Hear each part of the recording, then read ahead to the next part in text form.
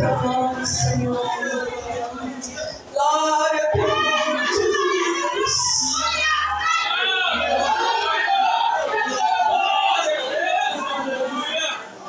Estou muito feliz, irmãos, com essa oportunidade. Gostaria de agradecer ao meu pastor pela confiança, minha liderança, meus pais que estão sempre aqui comigo, são o maior exemplo que eu tenho na minha vida. Tudo que eu sou, eu tenho meus pais, minha mãe, meu pai. E Deus é maravilhoso. João, capítulo 15, versículo 14 ao 16.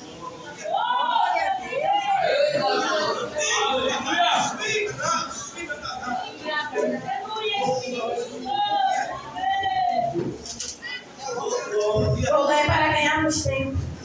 A palavra do Senhor vai nos dizer assim: vocês são meus amigos se fazem o que eu lhes ordeno. Já não chamo vocês de servos, porque o servo não sabe o que o seu senhor faz. Mas tenho chamado vocês de amigos, porque tudo o que ouvi de meu Pai eu lhes dei a conhecer. Não foram vocês que me escolheram, pelo contrário, eu os escolhi e os designei para que vão e deem fruto, e o vosso fruto permaneça, a fim de que tudo o que pedirem ao Pai em meu nome, Ele vos conceda. Pode ser assim. Irmãos, quando eu estava lendo João capítulo 15, a parte que mais chamou a atenção para mim foi o versículo 14, porque ele vai dizer, Jesus ele vai dizer aos seus discípulos: vocês são meus amigos se fazem o que eu lhes ordeno. Jesus aqui ele estava dizendo que a amizade dele, para ser amigo dele, era necessário obedecer os seus mandamentos, era necessário obedecer a sua palavra, de forma bem didática, de forma bem simples. Jesus, ele estava querendo dizer que para ser amigo dele era necessário a obediência. A obediência nos torna amigos de Deus. A obediência nos aproxima da presença do Senhor. A obediência nos faz íntimos de Deus. Da mesma forma também que a desobediência nos torna inimigos de Deus. A desobediência nos afasta da presença do Senhor. Lá em Efésios capítulo 1, versículo 4, a palavra do Senhor vai nos dizer que Deus, antes mesmo da fundação do mundo, Ele nos escolheu nele para sermos santos e irrepreensíveis. O plano do Senhor para a humanidade era essa, para que fôssemos santos e irrepreensíveis diante dele. O plano do Senhor era ter um relacionamento face a face com o ser humano. Só que nós vamos observar que na criação, lá no seu capítulo 3, Deus ele criou Adão e Eva. Eles eram santos e irrepreensíveis diante de Deus. Eles caminhavam ali no jardim com o Senhor. Toda tarde o Senhor vinha e conversava com eles. Eles tinham um relacionamento com Deus. Só que a palavra vai nos dizer que Deus havia dado uma ordem, e que ordem era essa?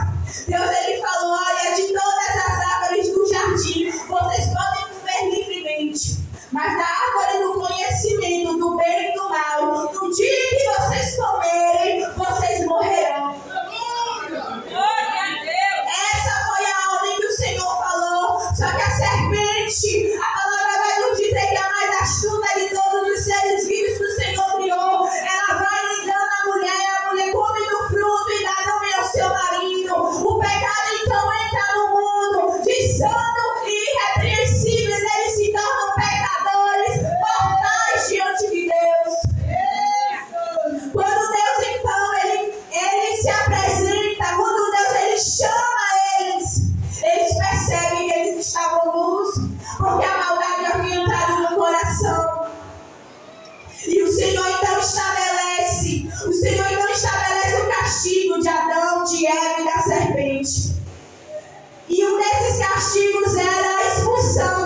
santidade. Porque a desobediência dos irmãos nos afasta da presença de Deus. A desobediência, o pecado, ele nos distancia da presença do Senhor. Eles, que amigos de Deus, se tornaram agora inimigos do Senhor. Só que a palavra do Senhor também vai nos dizer lá em Romanos 5, versículo 12, que se pela desobediência de um só homem, todos nós nos tornamos pecadores, por causa da obediência de Jesus, todos nós fomos justificados, todos nós fomos reconciliados com o Senhor, todos nós fomos redimidos, todos nós fomos justificados para com Deus. Glória a Deus. E hoje eu e você, a palavra do Senhor vai nos dizer que o véu do tempo que nos separava do Santo dos Santos, o véu que separava-nos da presença dele, se rasgou de alto a baixo, e hoje nós temos livre acesso ao Pai, hoje nós temos livre acesso à sua presença. Mas infelizmente, irmãos, poucos têm desfrutado dessa presença, poucos têm desfrutado desse privilégio. Nesses últimos dias nós vemos cada dia as igrejas mais vazias, as pessoas não querem mais orar, as pessoas não querem mais buscar a face de Deus, as pessoas estão preocupadas mais com os seus próprios interesses. Oh, aleluia, a palavra do Senhor vai nos dizer que ele morreu uma vez por todos, para que os que hoje vivem não vivam para si mesmos, mas vivam para aquele que morreu e ressuscitou. A sua vida tem que glorificar o nome do Senhor. Você tem que viver para Deus, mas a gente está em busca dos nossos próprios interesses, em fazer a nossa própria vontade. Não queremos obedecer, não queremos fazer a vontade de Deus. Poucos têm experimentado da glória de Deus porque não querem mais viver uma vida de santidade, de temor ao Senhor. E Jesus, ele não se revela a qualquer pessoa. A palavra do Senhor vai nos dizer lá em Salmos, capítulo 25, versículo 14. É um salmo que eu gosto muito porque ele vai dizer a intimidade do Senhor. Em outras traduções também vai dizer os segredos do Senhor são para aqueles que o temem, os quais ele fará conhecer a sua aliança. O segredo do Senhor, a intimidade dele é para aqueles que o temem, é para aqueles que o amam, é para aqueles que buscam a presença do Senhor. João 14, ele vai dizer aqueles que têm os meus mandamentos e os guardam, esse é o que me ama, eu também o amarei e me manifestarei a ele. O Senhor, ele não se manifesta a qualquer pessoa. A gente quer ver a glória de Deus, a gente quer ver o poder de Deus, a gente quer ver a manifestação do Senhor, mas a gente não quer temer a ele, a gente não quer buscar a presença do Senhor.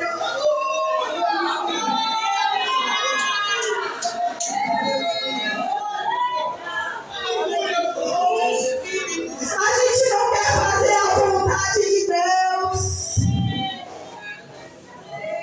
Quando eu li esse texto, eu lembrei de 1 Samuel, capítulo 3. A palavra do Senhor vai dizer que naquele período eram raras as visões. Não se ouvia mais a palavra de Deus. Por quê? Porque a palavra do Senhor vai nos dizer que o cenário era de um sumo sacerdote negligente que não disciplinava os seus filhos. Era o de 2 sacerdotes, Ofni e Finéias, que a Bíblia descreve eles como homens malignos. Por quê? Porque eles roubavam das ofertas e dos sacrifícios que eram dedicados ao Senhor. Eles se prostituíram na frente do templo, irmão.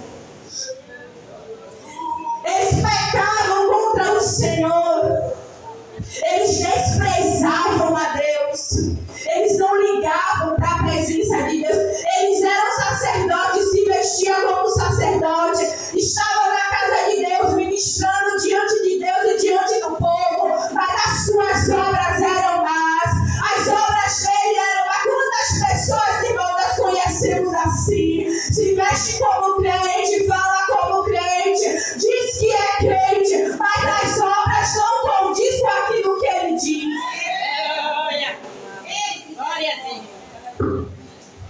A palavra vai dizer, irmãos, que porém Samuel ele crescia. E meio de uma sociedade que estava corrompida, distante da presença do Senhor, Samuel ele crescia tanto em estatura como na graça e no favor do Senhor e do povo. Samuel era um homem, era uma criança que ele era obediente e temente a Deus. Ele tinha zelo pela presença de Deus. Ele tinha zelo pela casa de Deus. Ele tinha reverência na casa de Deus. A palavra então vai dizer que Deus ele levanta um profeta. E esse profeta chega para ele e fala assim: ele porventura tinha dito que a sua casa e a casa do seu pai estaria diante de mim perpetuamente. Mas Deus ele vai dizer assim, ó: mas longe de mim tal coisa, porque os que me honram eu honrarei, e os que me desprezam serão desprezados. Deus ele honra aquele que honra ele. Deus honra aquele que honra a ele.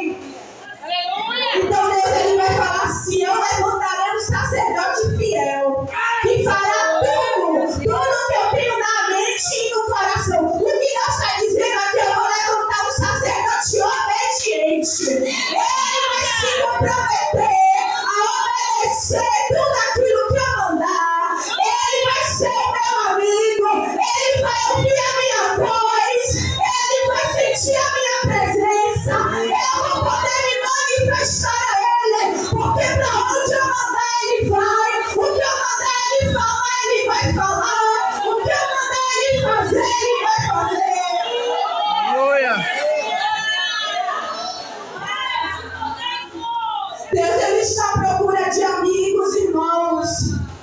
Deus ele, Jesus ele vai dizer: ó, não chamo vocês de servos, chamo vocês de amigos, porque tudo que eu ouço do Pai eu conto a vocês. Jesus ele não quer apenas servos que obedeçam a ele por obrigação. Você tem um patrão que você faz o que ele manda porque você é obrigado, mas você não tem intimidade com ele. Você não se relaciona com ele. Jesus ele estava falando isso: eu não quero que você seja meu servo que me obedeça por obrigação. Eu quero que você seja meu amigo. Eu quero que você me obedeça por amor. Eu quero que você me obedeça, queira me obedecer, queira se relacionar comigo.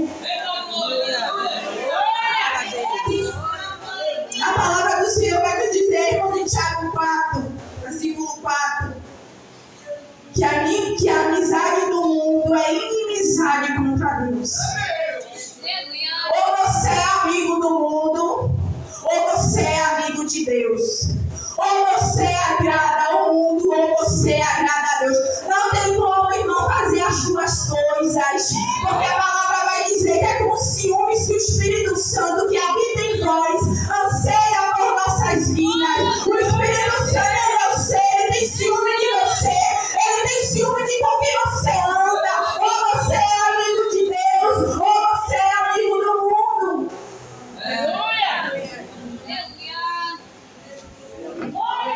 E Jesus ele vai continuar o texto e vai dizer: tenho chamado vocês de amigos, porque tudo que ouvi de meu Pai eu lhes dei a conhecer. Jesus está à procura de amigos, irmãos. Nós sabemos que Abraão ele foi chamado de amigo de Deus. Por que ele foi chamado de amigo de Deus? Porque tudo aquilo que Deus falava com ele, ele obedecia. Jesus, Deus ele vai dizer: olha, sai da tua terra, da tua parentela, da casa de teu pai e vai para a terra que eu ainda lhe mostrarei. E a palavra do Senhor vai dizer que ele imediatamente vai. Se Deus mandar você ir, irmãos, você vai, você crê. Abraão ele era amigo de Deus, porque tudo que o Senhor falava ele acreditava. Ele foi conhecido como um homem de fé, um pai da fé, porque tudo que Deus falava com ele, ele cria, ele acreditava no Senhor. Mas quantas vezes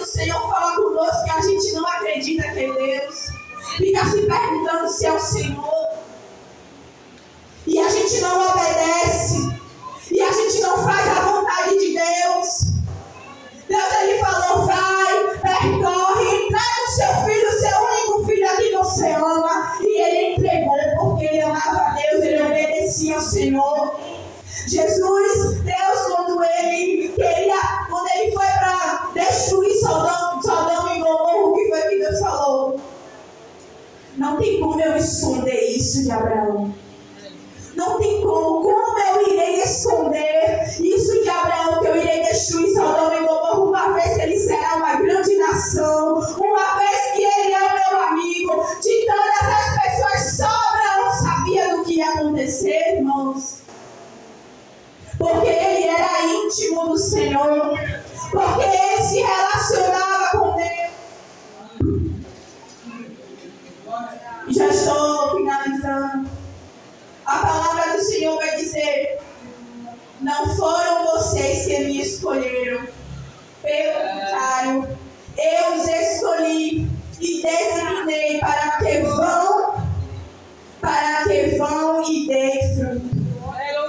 E o fruto de vocês permaneça. Jesus aqui, irmãos, ele escolheu os discípulos a dedo. Nós sabemos que Jesus escolheu os discípulos a dedo. E ao longo de João 15, a palavra do Senhor vai nos dizer, nós vamos ver, que em todo o tempo Jesus falava: permaneçam, permaneçam, permaneçam em mim, permaneçam na minha palavra. Vocês só podem fazer algo se estiverem em mim, porque sem mim nada podeis fazer. O tempo todo Jesus ele estava batendo nessa tecla que era necessário os discípulos permanecerem. Por quê? Porque Jesus sabia que quando ele fosse preso, quando ele fosse morto, os discípulos iriam ficar dispersos. Lá no seu capítulo, João capítulo 16, Jesus ele vai dizer: olha, vem a hora e já chegou, em que eu serei levado e vocês ficarão dispersos. Vocês me abandonarão, mas porventura o Pai não me deixa só. E a palavra vai dizer que Jesus, quando ele é preso, todos os discípulos o abandonam. Embora Jesus tenha dito que era necessário eles permanecer, eles recuam, eles voltam atrás, eles deixam a presença do Senhor, para que se cumprisse a palavra que diz: ferirei o pastor e as ovelhas ficarão dispersas. Então, irmãos, nós vamos observar que ali no Getsemane todos fugiram, todos abandonaram Jesus, uns foram para suas casas, outros voltaram a pescar, outros já estavam saindo de Jerusalém. Eles recuaram, eles voltaram atrás. E Deus ele falou muito forte ao meu coração, porque quantas vezes nós recuamos, quantas vezes nós tiramos a mão do arado. Deus ele nos dá uma palavra, Deus ele nos dá uma chamada e muitas vezes nós recuamos, muitas vezes nós retrocedemos, mas muitas vezes quem vai sentir não somos nós. São as vidas que seriam restauradas através da sua vida. São as almas que seriam alcançadas através da sua vida. Quando você desiste, vidas que seriam libertas, vidas que seriam curadas, elas perdem essa oportunidade, porque retrocedemos. Mas eu quero te dizer que aquilo que o Senhor ele mandou você fazer, Ele vai cobrar de você. Porque a ordem de Jesus era que eles fossem e dessem fruto. Fossem e dessem fruto. E muitas vezes nós queremos retroceder daquilo que o Senhor nos mandou, daquilo que o Senhor nos designou. E Jesus, se a história terminasse aqui, o livro de Atos não existiria. Mas que bom que a palavra do Senhor vai nos dizer lá em João 21 que Jesus, ele aparece depois de ressuscitar. Ele aparece na praia, os discípulos já estavam pregando, já estavam pescando. E Jesus, ele opera novamente um milagre. E eles percebem que era Jesus. Então Jesus, ele chama Pedro e diz: Pedro, tu me amas? Pedro, você me ama? E Pedro responde: Senhor, eu te amo sim. Pastorei então as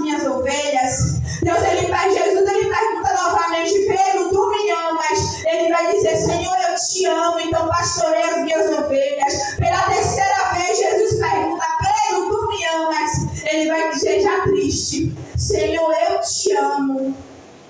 E Jesus ele vai dizer: então pastorei as minhas ovelhas. Sabe o que é isso, irmãos? Jesus ele queria que Pedro servisse a ele não por obrigação, mas por amor. Por amor, queria que Deus, que os discípulos obedecessem a ele por amor e não por obrigação. O Senhor ele não quer servos que apenas obedeçam a ele porque são obrigados, porque tem um cargo. Não, o Senhor ele quer que nós temamos a presença dele, que nós amemos a presença dele, que nós façamos a obra do Senhor com amor. Se coloque de pé esta noite.